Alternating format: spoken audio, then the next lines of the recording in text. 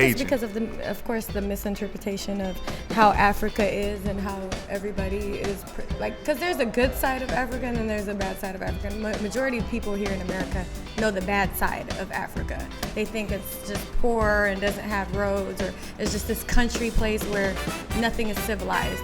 But there are actually places there that are civilized, and you've seen them for yourself. Yeah, it's definitely that. Imagine if people's only perspective of Atlanta was 1999 Hollywood Road, where you walk down the street by yourself and you don't know nobody, you're likely to get robbed. Absolutely. And that's the only representation of Atlanta that you know, and that's all that's perpetuated. And you see people in abandoned houses, and you see trapping, and that's all you know of the entire city. That is how Africa is when we're presented to it. All we see is little children with some white celebrity holding up a baby with a fly on their face. Public service announcement. Nobody in Africa is just sitting around letting a fly rest on their face without moving Absolutely it. Nobody. Okay? That's not a thing. No. And so those commercials make me sick. Or you see National Geographic, which I spoke of earlier. When National Geographic goes to Asia, when they go to India, when they go to some Eastern European country, they show you the market, they show you the different types of food, they show you the people. When they went to Africa, when I used to watch the show, I saw lions, I saw giraffes, I saw elephants, I saw zebras. I never saw a person being the central focus. It might be some Maasai back in the background walking with some, big sticks in super cultural garb, but they were never the focus of the show. And so we never really got any representation of Africa. And so you can't really blame African Americans or anybody. You can't blame the ignorance on us initially, but I do believe that it's our responsibility to not always look, who is it to blame? Whose fault is it? Right. If I get shot by somebody, right, and they meant to shoot me, I blame that person. But if the doctor tells me that all I got to do to walk again is go to physical therapy, if I'm sitting there mad and blaming the person who shot me, and I blame that person for never walking again, but I never go to physical therapy, that's my fault. That's true. Because the doctor told me what I needed to do to make myself better. I've already been shot. The person meant to do it. I don't expect anything from them. I would never ask them to do anything for me. That's craziness. And so I feel that's the same way we are when we are sitting around waiting for the United States to do something for us, or Europe to do something good for Africa. All right, the inciting incident of why we're in most of the situations as black people globally is because of some negative interference into our culture. However, they did what they did. Yeah. I don't expect anything from them. I have to do what I need to do to move past that and move forward. Not ignoring that it happened, acknowledge that it happened. Yeah, it happens. Yeah, it was BS. But if you look through history, we've always fought back. But also what I've seen myself, even when I go to the airport here, you see a lot of people traveling. Most of the time they go to the islands, and they, like you said, they don't go to Africa, but white people in general, they go there.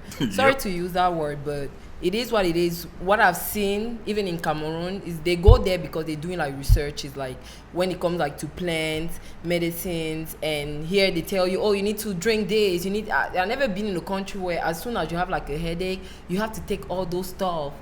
And they actually go there and study the plants. That's one of the reasons why they're always in the jungle looking for stuff, which in fact, only people from the village, they're the one who actually know the medication. So if you see, you can actually do, you have stars doing that. They go to South America to do that because we have the same knowledge when it comes to plant, and they know that. So they just go there, get their plants, and come back, bring it back here, and make the money out of it. So they don't tell you, you can find this plant that can actually make you feel better, or you can just drink this tea, or they have a different way of living.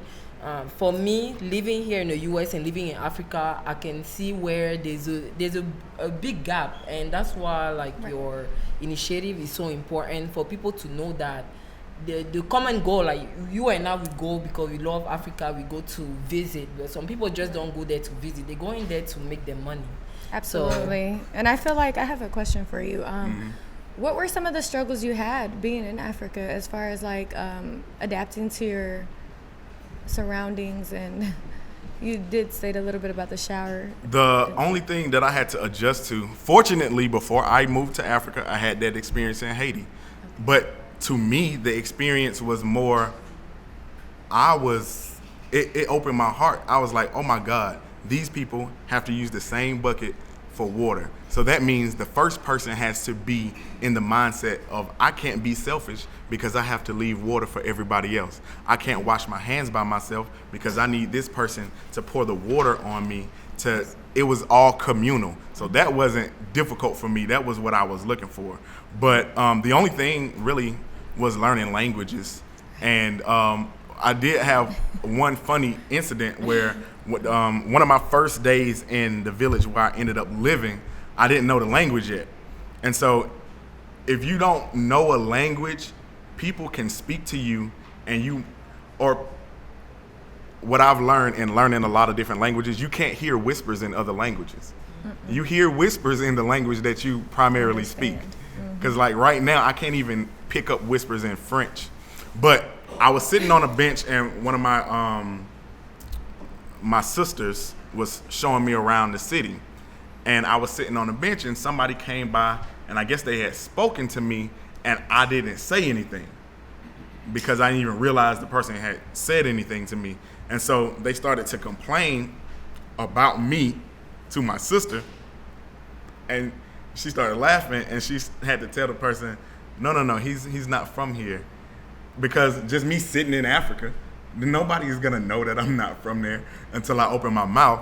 And so it was just funny because the person thought I was being rude, which could have, and it was taken super disrespectfully, and it could have been a big issue because if you disrespect people, then it reflects back on your family. Everybody knows people, especially in like the village that I was in.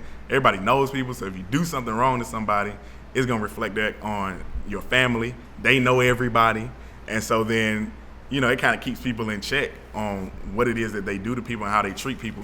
But it was just funny because they thought I was being super rude, and then once they found out that I was from the United States, it was like, okay, all right, and then Okay, we have a letter from a LoftP from one of our listeners, and we would like to help them out, give them some advice. So, Dear LoftP, I find myself in a dilemma each and every time this conversation arises and have decided to outsource for some advice. I am in a relationship of 3 years with my fiance. I have one child from a previous relationship, and we have mastered a great co-parenting relationship. Now, here's where the issue comes in. My profession is a massage therapist. My ex has issues with his shoulders from playing sports over the years and has asked me from time to time to try to help work out his kinks, and I've massaged him. Now, he has a girlfriend and I have a fiance. Nothing we do would make our partners uncomfortable, and we are honest with them when I do schedule him for a massage.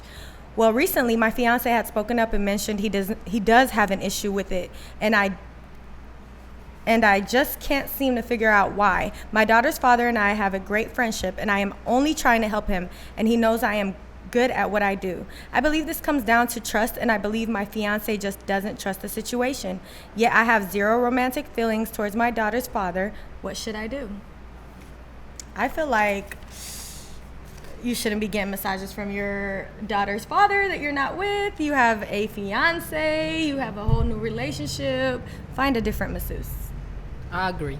Everybody. Yeah, I mean, it's a massage. So you can go anywhere to get a massage. You don't have to go to your baby's mother to get a massage, especially if you're in a relationship. And this is the woman who's giving the massages is the person that wrote the letter. If your fiance is uncomfortable with it, then y'all need to have a conversation about, where your relationship is going. And you need to look at how intimate a massage can be, especially with somebody that you have a history with. And how would you feel, how would you feel if, your fiance was going to his ex for a massage? You got to kind of consider, put yourself in that shoe. So we do have the audience. What do you guys think? Who want to go first?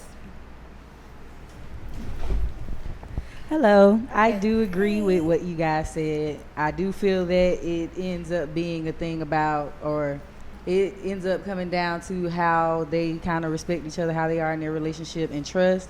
But it's also a situation of you don't want to put somebody you care about in a situation that's going to make them uncomfortable. And before you think about yourself in the sense of, oh, well, I don't have any feelings for this individual, you still putting yourself in a situation where something could happen and could leave that room for, your significant other to have doubt. So you shouldn't even want to put them in that situation. So I feel like the compromise in that is you need to leave the past in the past and respect your present.